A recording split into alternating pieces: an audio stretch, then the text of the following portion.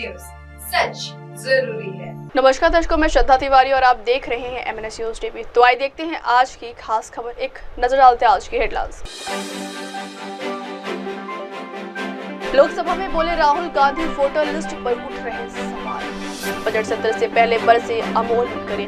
उद्धव ठाकरे ने बताया बीजेपी के जय श्री राम का कैसे दे जवाब। तो आइए देखते हैं खबरें विस्तार से। लोकसभा में बोले राहुल गांधी, वोटर लिस्ट पर उठ रहे सवाल। संसद के बजट सत्र का दूसरा चरण आज से शुरू हुआ है। सत्र की शुरुआत हंगामेदार हुई है। सोमवार विपक्ष ने अमेरिका के ट्रेड टैरिफ, मतदाता सूची में कथित हेरफेर, वक्फ विधेयक, परिसीमन और राष्ट्रीय शिक्षा नीति में 3 भाषा नियम जैसे मुद्दों पर केंद्र सरकार को घेरने की योजना बनाई है। वहीं पीएम मोदी के नेतृत्व वाली एनडीए सरकार अनुदानों की मांगों के लिए संसदीय मंजूरी मांगेगी, बजटीय प्रक्रिया पूरी करेगी और वक्फ संशोधन विधेयक सहित प्रमुख कानून पारित करने का भरसक प्रयास करेगी। इस सत्र में विवादास्पद वक्फ संशोधन विधेयक को लेकर सत्ता पक्ष और विपक्ष के बीच टकराव देखने को मिल सकता है।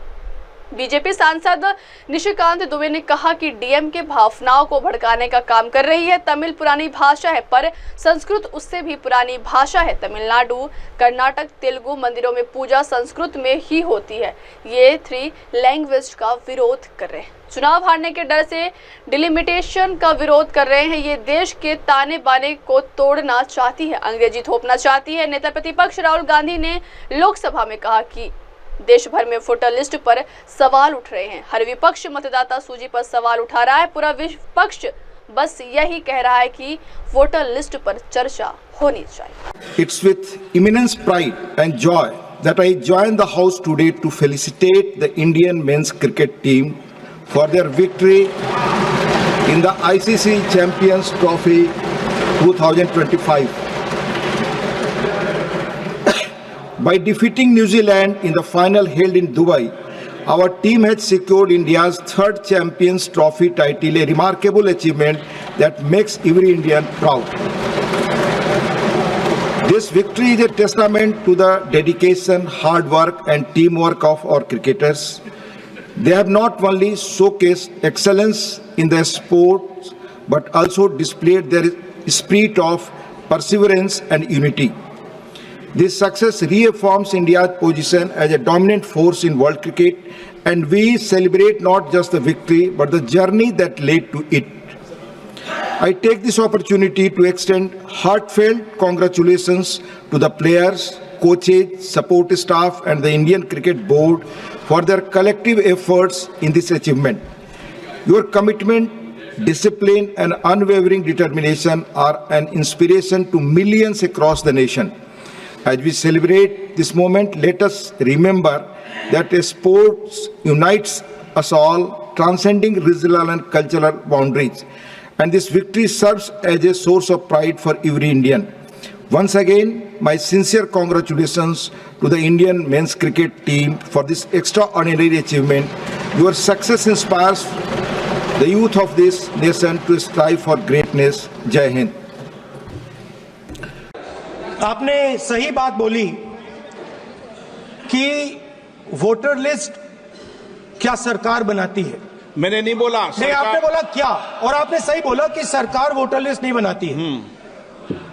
मगर पूरे देश में वोटर लिस्ट पर सवाल उठ रहे हैं। हर स्टेट में, हर ऑपोजिशन के स्टेट में और महाराष्ट्र में black and white voter list पे सवाल उठे हैं। तो पूरा ऑपोजिशन मिलकर सिर्फ ये बोलने दीजिए, पूरा ऑपोजिशन सिर्फ मिलकर ये कह रहा है कि वोटर लिस्ट पे यहां पे एक डिस्कशन हो जाए। ओके। आप बनाते नहीं हो, इसको हम एक्सेप्ट कर रहे हैं, आप डिस्कशन तो कीजिए। आनंद भदौरिया जी। ओके। अगली खबर, बजट सत्र से पहले बरसे अमोल मिटकरी।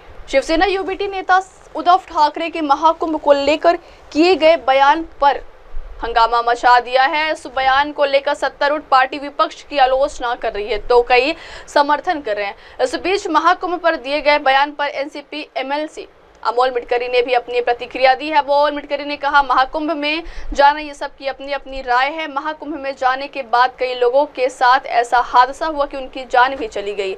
कुछ लोगों को महाकुंभ में जाना उचित नहीं लगा। मुझे नहीं लगा कि मैं महाकुंभ जाऊं, क्यों जाऊं?